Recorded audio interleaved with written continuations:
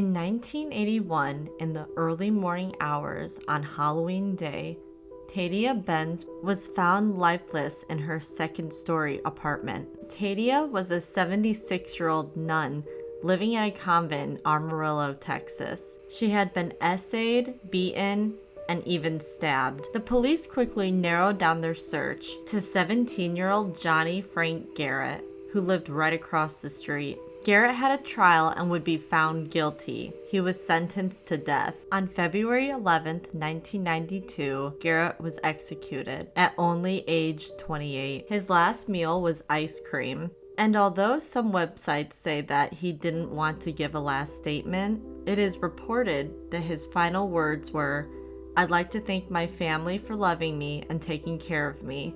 The rest of the world can kiss my ever-loving ass." In 2010, 16-year-old Devon Griffin had come home after trick-or-treating with his friends. He went and started to play video games, but he noticed that the home was really quiet. He eventually got curious and began to walk around looking for his family. He would find his father, mother, and older brother dead. It took him a minute to realize that this wasn't a prank. He thought that this was a Halloween prank that the family was doing to him. He then realized the horror of the situation. His stepbrother, William Liskey, had attacked all three of them, and they all succumbed to their wounds. It would be detailed later that William suffered from schizophrenia, having constant outbursts and getting physical with his family. The police would soon arrest him at his family's cabin. William would plead guilty and would be sentenced to 3 life sentences in prison. But in March of 2015, correctional officers would find him dead in his cell from a self-inflicted injury. In 1944, Ronald Clark O'Brien lived with his wife, Deneen, in Deer Park, Texas, with their son Timothy and their daughter Elizabeth.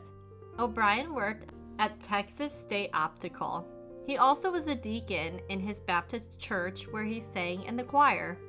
But on October 31st, 1974, their picture-perfect family life would come to a halt. O'Brien took his 2 children trick-or-treating. After visiting a home that the occupant failed to answer the door, the children grew impatient and ran ahead of their dad. O'Brien eventually caught up with them and handed each of his children pixie sticks. When they were done with trick-or-treating, they went home and the children asked if they could have some of the candy.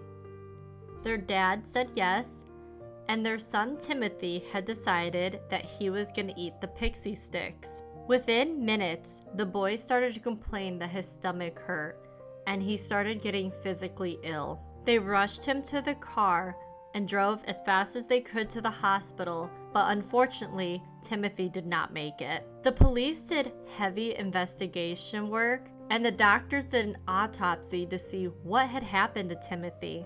They had concluded that Timothy had a large amount of cyanide and was poisoned to death. Soon the puzzle would all fit perfectly.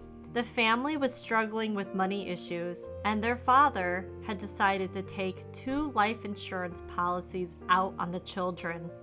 When he was standing at the house with no one in it, he took out his pixie sticks and gave them to his children.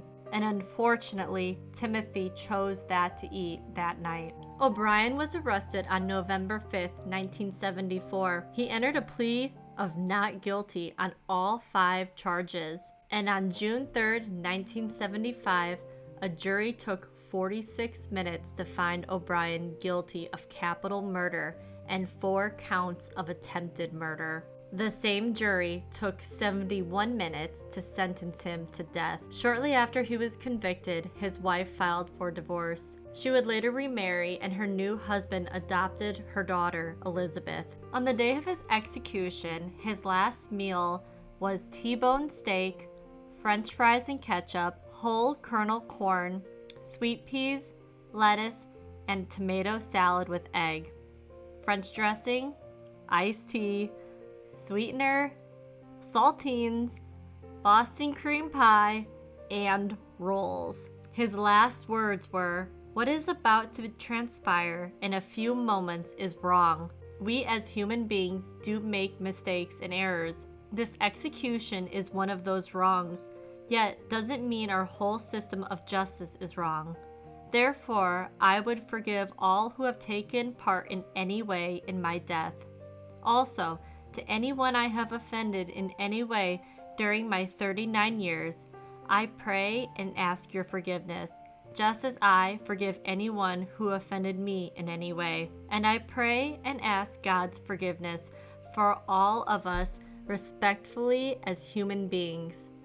To my loved ones, I extend my undying love. To those close to me, know in your hearts I love you, one and all. God bless you all, and may God's best blessings be always yours. At the time of his execution, a crowd of 300 demonstrators gathered outside the prison and cheered while some yelled, "Trick or treat."